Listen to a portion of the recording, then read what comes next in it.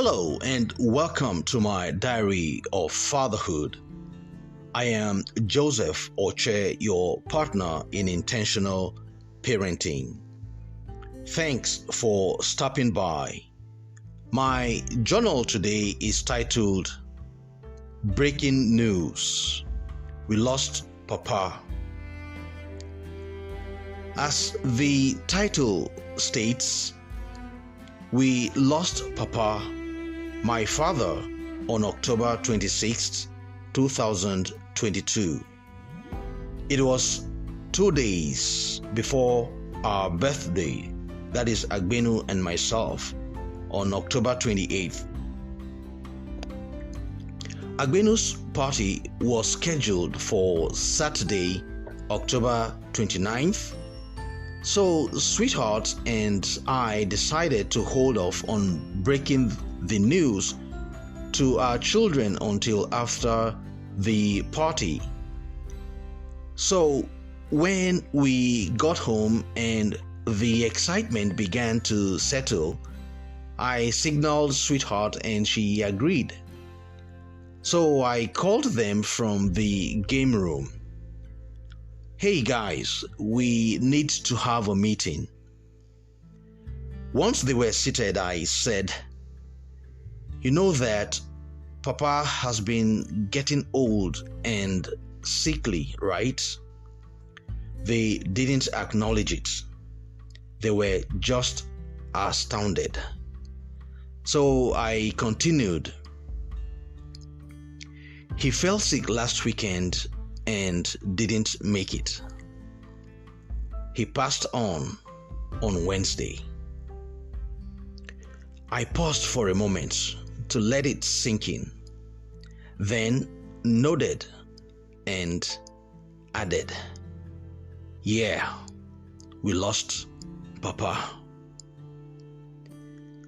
After another moment of silence, I said, I'm sorry guys. How do you feel about this news? John took a deep breath and said, Mr. Credel's death prepared me for this. After he died, the reality of death hit me hard. See friends, Mr. Credel lived 2 houses away from us. He adopted me and my family as his.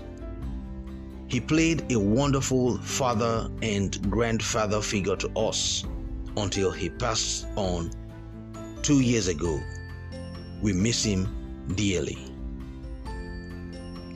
So John continued, but this is, he just paused and nodded his head and just said, yeah. And so I chipped in, it is tough, right? And John said, yeah. And so I said, I feel you, son. It is tough for me too. I noticed that it seemed you were watching me closely all week, and it was hard for me to make eye contact with you. Did you suspect something? And John said, yeah, I noticed that you were more caring and loving. It is not as if you've not always been. It became even stronger. And so I said, son, you're always very sensitive about people's emotions, and it is so good. I want you to keep it up.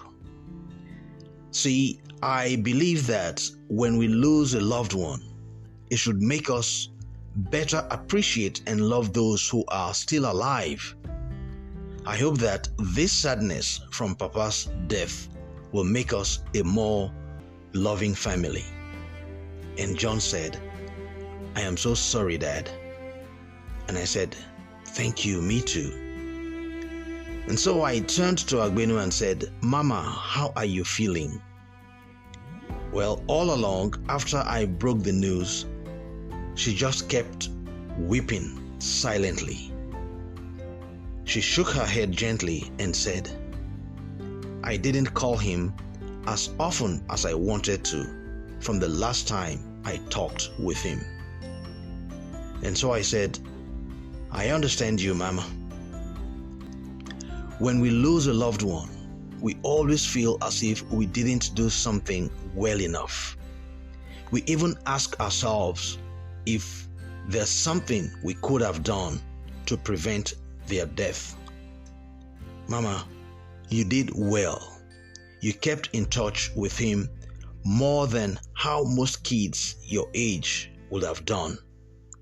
So don't beat up yourself too much. But I won't stop you from mourning him either.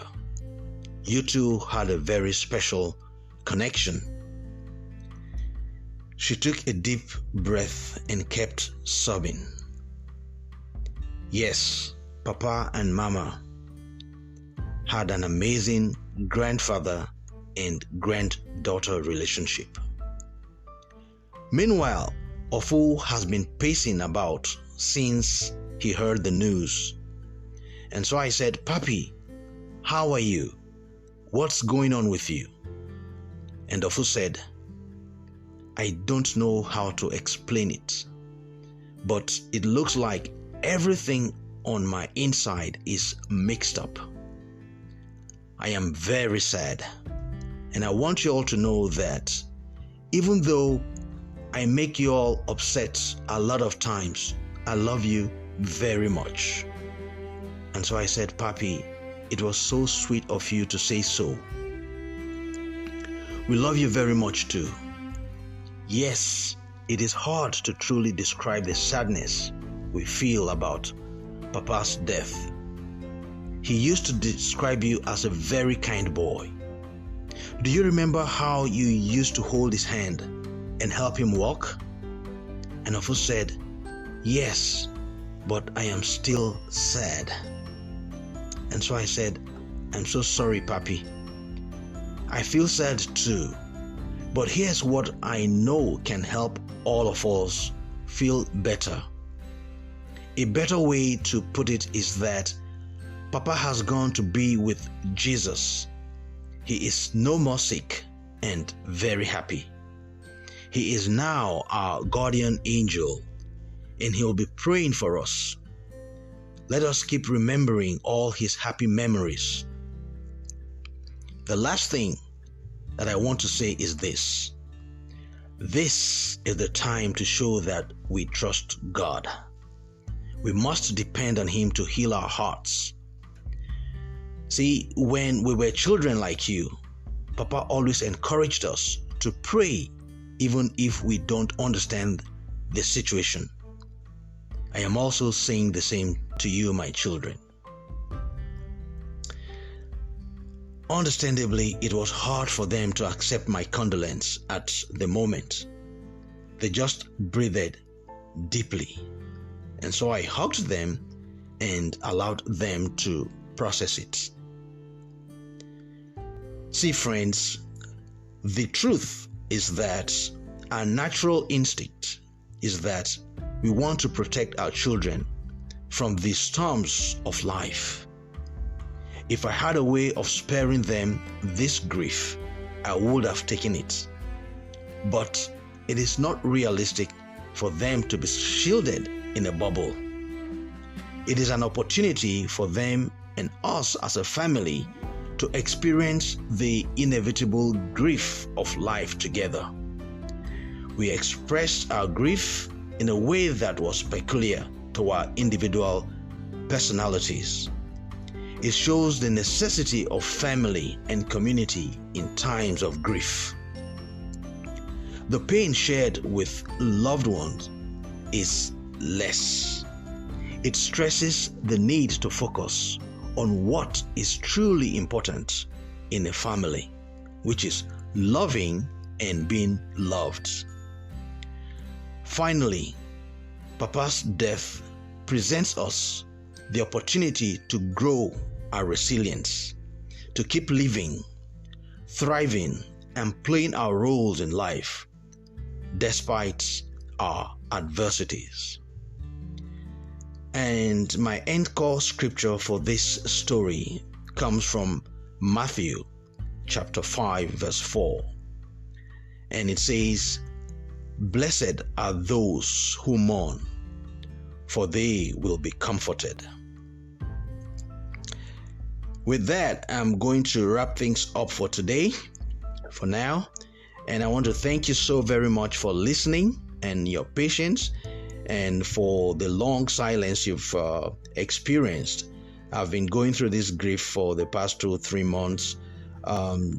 So this is why you haven't heard from me. And with this, we're going to be resuming a regular posts, but I wanted to share how I presented this inevitable grief of losing my father and with my children. And these things will happen from time to time in life. And so we want to prepare our children with the age appropriate information to help them process their grief. And so once again, thank you so very much for listening. If you're yet to subscribe, please be sure to do so, and you will receive notifications of current posts. If you're listening on other platforms apart from my Diary of Fatherhood website, the link to the blog post is in the description section of the platform.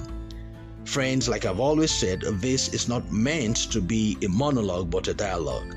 So please feel free to comment, like, and share so we can continue to have engaging discussions about parenting from diverse perspectives. Again, I am Joseph, your partner in intentional parenting. And until the next episode, it's goodbye for now.